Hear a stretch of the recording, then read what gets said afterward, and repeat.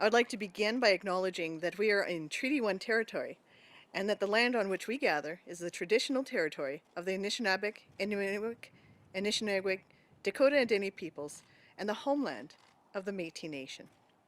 Je tiens à profiter de l'occasion pour reconnaître que nous sommes sur le territoire du traité numéro 1 et sur les terres ancestrales des peuples Anishinaabe, Cree, Ojibwe, Dakota et Dene et de la nation métisse.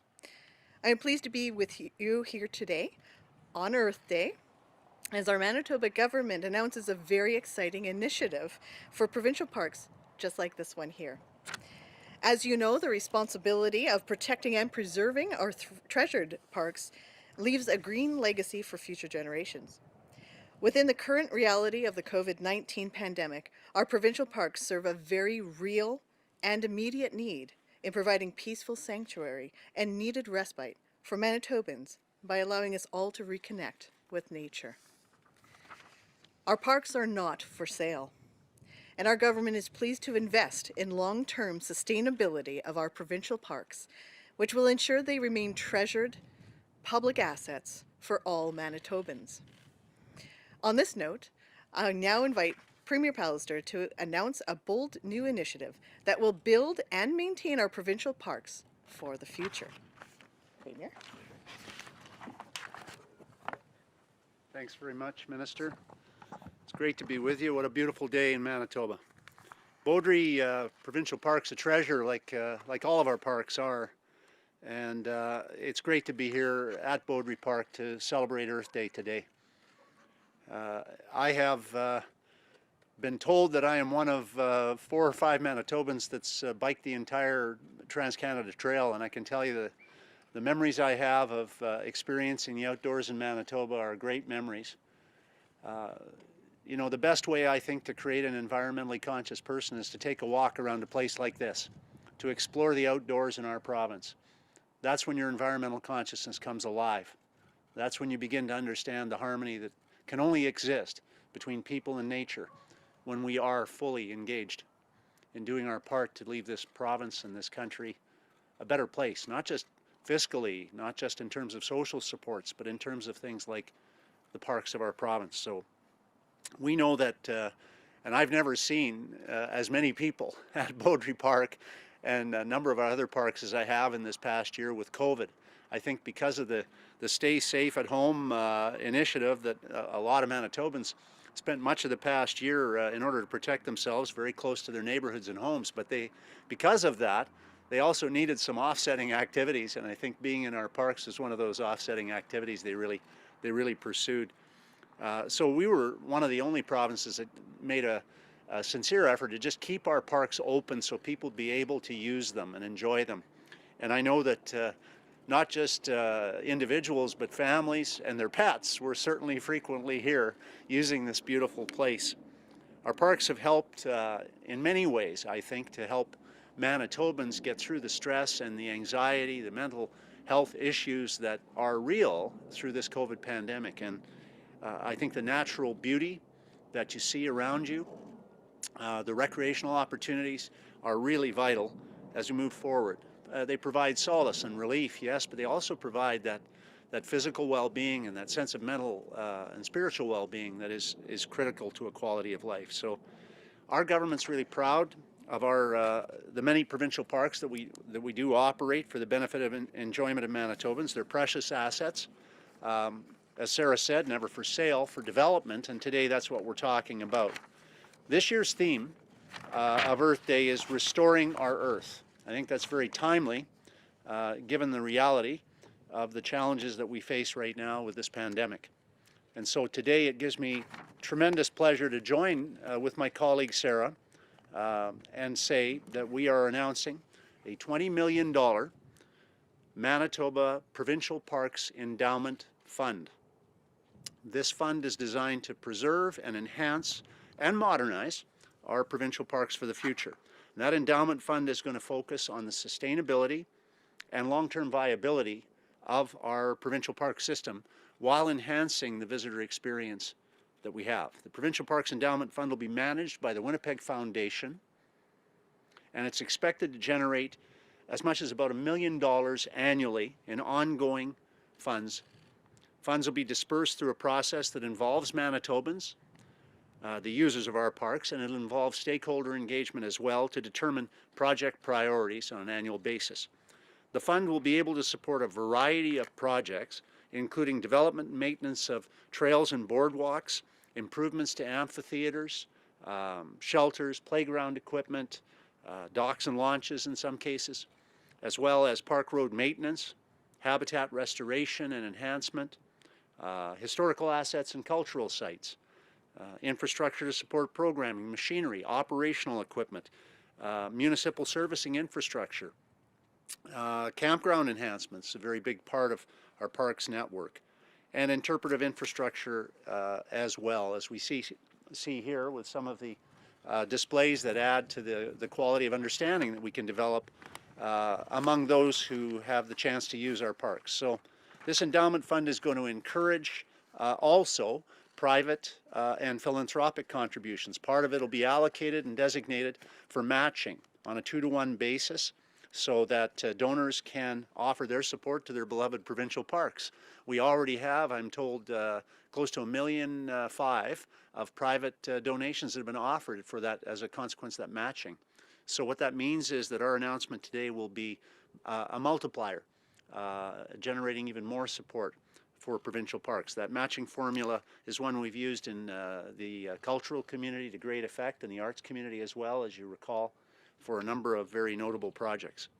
Our government's making these investments in the future of our parks today because their value and their importance has never been more apparent, I don't think, to any of us. And the Provincial Parks Endowment Fund is going to provide stable, ongoing funding in perpetuity so that we can respond to changing demands and we can support important park improvements and programming forever. This fund's going to help preserve our parks for future generations too, and I'm a conservative and I'm a conservationist, and those things have the same root word, the idea being to leave things better than you found them, and that's exactly what this fund will help us to do, ensuring that the only thing better than today in Manitoba is going to be tomorrow in Manitoba. Thank you. I'll turn it back to my colleague Sarah Guillemard. Thanks, Sarah.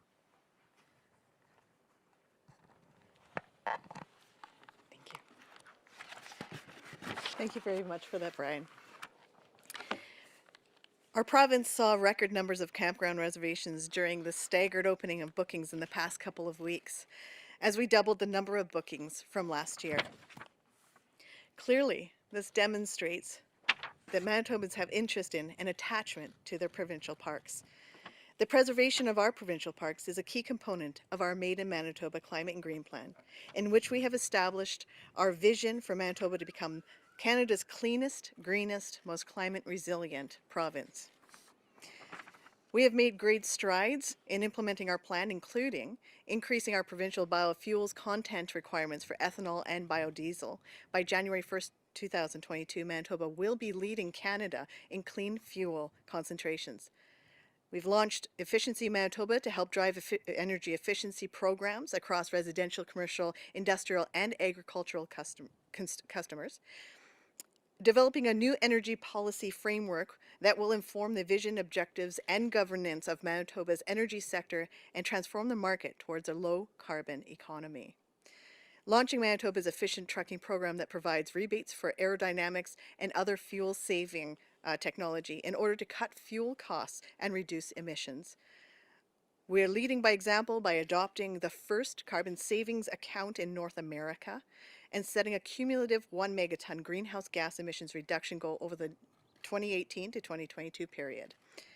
We've launched the Conservation and Climate Fund, a results-based open application funding program to support projects that can reduce GHG emissions in Manitoba, and the creation of the $102 million Conservation Trust, as well as the $108 million Growing Outcomes in Watershed and Wetlands Trust to promote conservation and protection of our natural areas.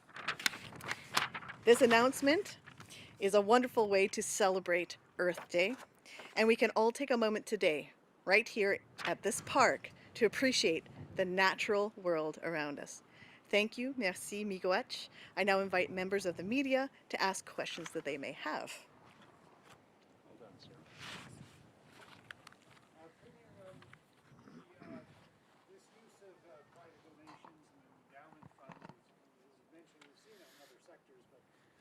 sort of sloughing off what the government should be doing normally in terms of, you know, when you mentioned maintenance and improvements in parks. Why should private money be required for that as opposed to doing it within the provincial budget? Well, it's not anything but encouraging to people who want to be part of supporting our parks network. This is a public property, and the public has a right to have a chance to invest in their own facilities and enhance them and strengthen them. So we're already seeing a response from individuals and companies that want to support building even better our parks network. We have, as you know, with an aging population, I repeat that we have a significant problem here with healthcare funding. And so as a priority, obviously almost half our budget goes to fund healthcare, and the federal budget that was just announced ignored that problem, which tells us it's not going away. So we all know we'd like to do everything with other people's money. But the fact remains that our top priority is healthcare. This is a priority, and that's why we're committing tens of millions of dollars today. But I know that the public wants to support the parks network, and they have the chance to do that with this matching. Part of this funding is available for matching, and we're already seeing a response to that. So I think that's good news for everybody. And the public, I should mention again, will be engaged in the prioritizing of which projects they'd like to see, not only with government money but with matching money as well. So there'll be some opportunities there for public engagement. That's important, because after all, these parks are for public engagement. Another conservation topic. Sure. The Prime Minister announced new emissions targets, more stringent emission targets to match the U.S. this morning. I don't know if you've had a chance to view it, but I'd be interested in your reaction, saying he's going to go further in terms of 40% or more below 2005 emissions. Yeah, well, look, we want to do more than our part. We've developed a plan that we think can work very well. It was based on the federal plan, and then we started from that to make sure that we had a more stringent plan than they had proposed. We did develop that.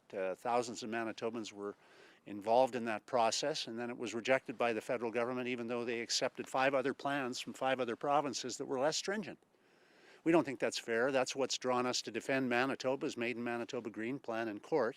That defense has been made, and we wait for the federal court to make a decision on that. We'll continue to pursue green objectives and green goals, and we'll do it diligently. These goals weren't pursued for years, for 4 terms under a previous government, and so we're anxious to do that. But we want to do it with a consideration for the needs of Manitobans. And the reality of this province is very different than the federal backstop, which is a one-size-fits-all application, recognizes. And so we want to do this respectfully, and we want to do it effectively, and that's why we're committed to doing it Manitoba's way, because we think that's a better way. Do you see problems with the federal government's goal and the way they're trying to attain it? Well, I have problems with the changing willy-nilly approach they seem to have taken. They originally said they were going to impose a carbon tax. This is, as we recognize, only one aspect. It's the one everybody seems to be focusing on, but it's only one aspect of how we protect our environment and how we fight carbon. And they've made it a fight about a carbon tax, and that serves them in pre-election. I suppose that's a goal. They want to have a fight in the federal election on a carbon tax, but I would rather we fought carbon.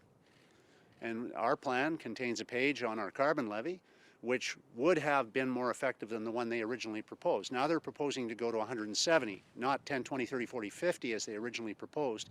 And so, of course, that additional stringency means that every province, to comply, will have to up their game. We're prepared to up our game, but we want to do it our way. And we believe, so this is not just a jurisdictional thing, this is a respect thing. We spent a lot of time developing our plan. They approved plans east of here in every province where they made exceptions they wouldn't make for Manitoba. We don't think that's right or fair. That's why we're in court, sticking up for Manitoba. Do you think that's a realistic target, though? 40% cut in emissions by 2030? I think people are tired of the target talk. I think they want to see action. That's why what we're announcing today.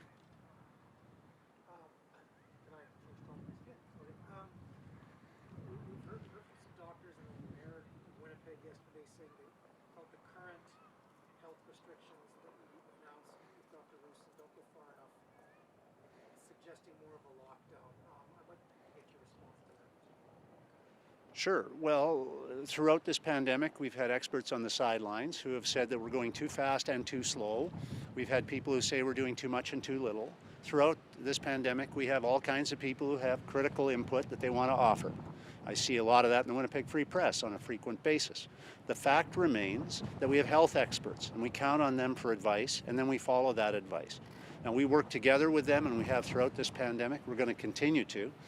And I think what's been missing in some of the content of coverage in the last number of weeks and months is the reality that our restrictions, which are and continue to be some of the most limiting in the country, not just in terms of travel, but in terms of a variety of other components, have effectively helped, I think, to help Manitobans bend the curve down. And so we've been, for the last number of weeks and months, actually very effectively, versus all around us, quite frankly, outside of the Atlantic bubble, I would say, very effectively bringing the number of cases down. Those numbers are changing, but they're changing all around the world. The third wave is here, and we've been saying this is coming for literally months. So I don't think that the panic that is evident in some of the recommendations is appropriate. It's coming all too often from people who wouldn't be affected adversely by a shutdown. There are a lot of other people out in the province who don't have a guaranteed paycheck, who are struggling to make ends meet, who have to work for a living, and they don't want to go back to depending on a government program. They'd like to be able, with these limited restrictions, to safely offer their services to others. And so closing down all our stores in the interests of and I understand the perspectives, I do, of the ICU doctor you're, I think, referencing in his comments. But that ICU doctor doesn't wait on people in a retail business and doesn't understand that if we shut down every part of our economy, we are going to adversely affect not only the fiscal health of a big chunk of our province, but the mental health as well. So we have stringent requirements and regulations we've brought in. We've strengthened them. We're open to doing more if need be. And we're continually monitoring the situation with the guidance of our public health officials. And although I know there are probably 100,000 other people out there who have opinions, I'm going to stick with Brent Roussin as my principal advisor when it comes to this.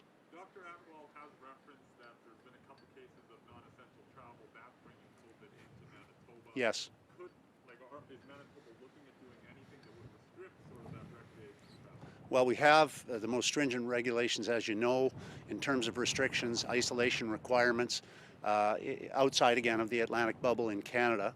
And I think that has helped. I do think that has been a part of how we've been able to keep our case numbers down, our positivity number, our test numbers and percentages lower, but it isn't the only thing. We're relying also on people's honesty and integrity. We do that. Every health order does that. There are not enough police in the country to enforce everybody following health orders. I am asking Manitobans to be very, very careful, to be responsible, and to remember that social distancing is a key. Wearing a mask when inside, avoiding inside spaces, prolonged contacts inside is critical. Washing your hands regularly, staying home when you're ill.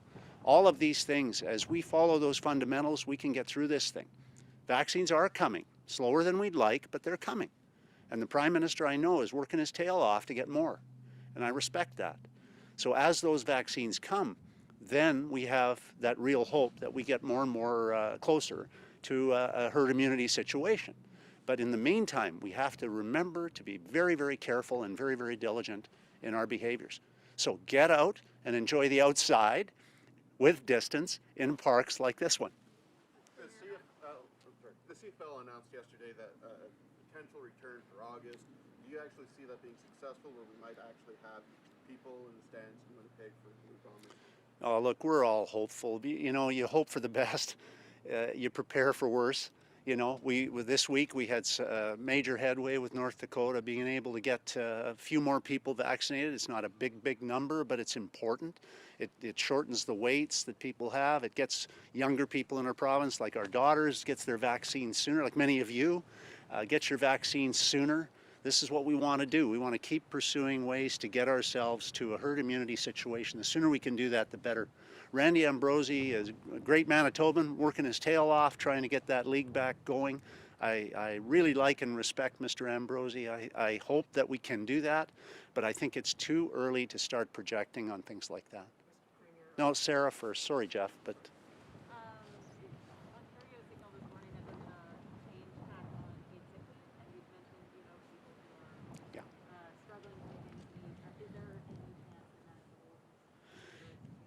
Yeah, Sarah, I got to tell you, I was happy about parts of the federal budget. How could you not be happy about parts of 740 pages, right? I mean, there was things in it I really like, but the fact that they didn't use the opportunity to have national paid sick leave really disturbs me, because we had discussions. Premier Horgan and I worked very, very hard to get all the premiers on side. Premier Silver should be mentioned too. He helped a lot.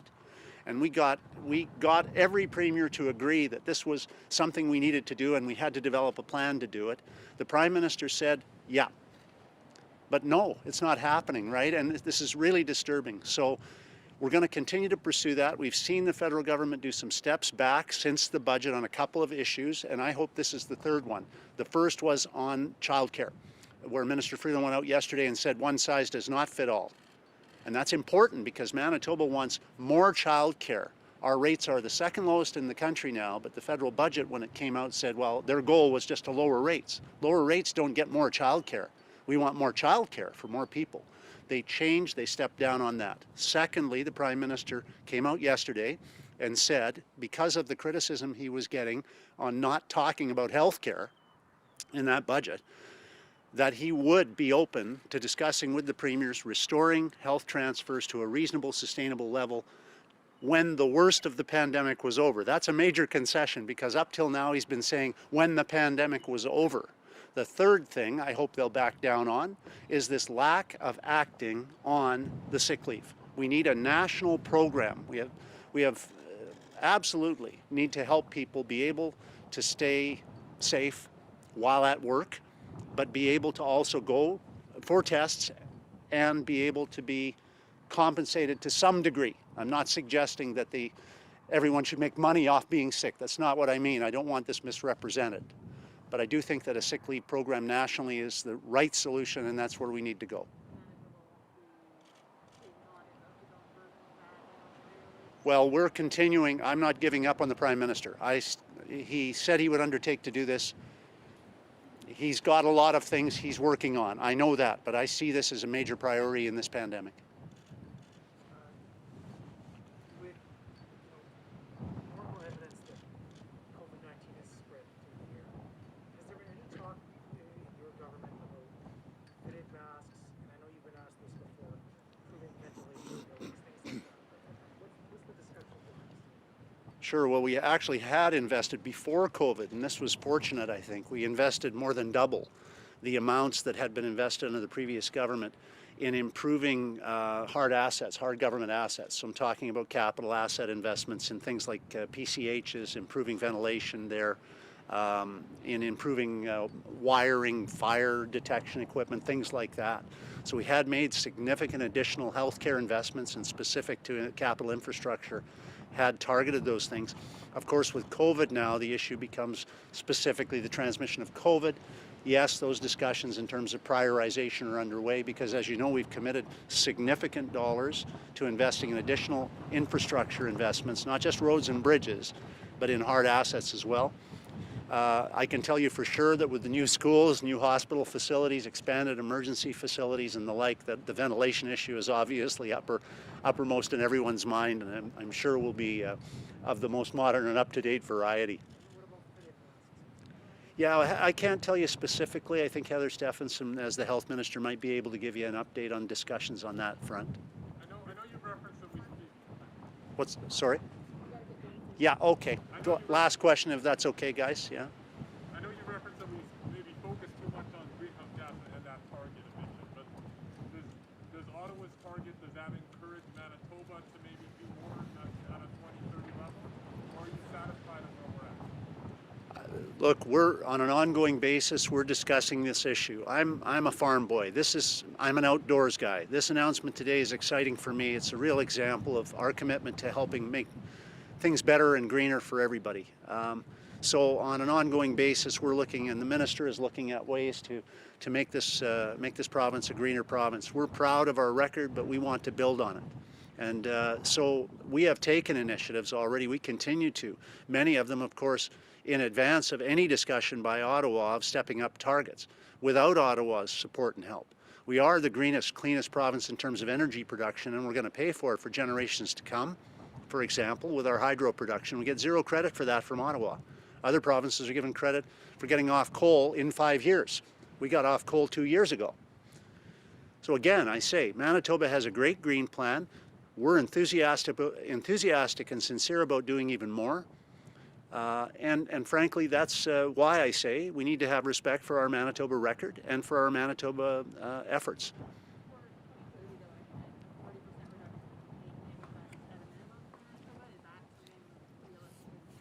I'm going to take umbrage at any point about the federal government telling Manitoba how to clean up its act when the federal government needs to do a lot more in its area of concern. Thanks, everybody. Have a great day.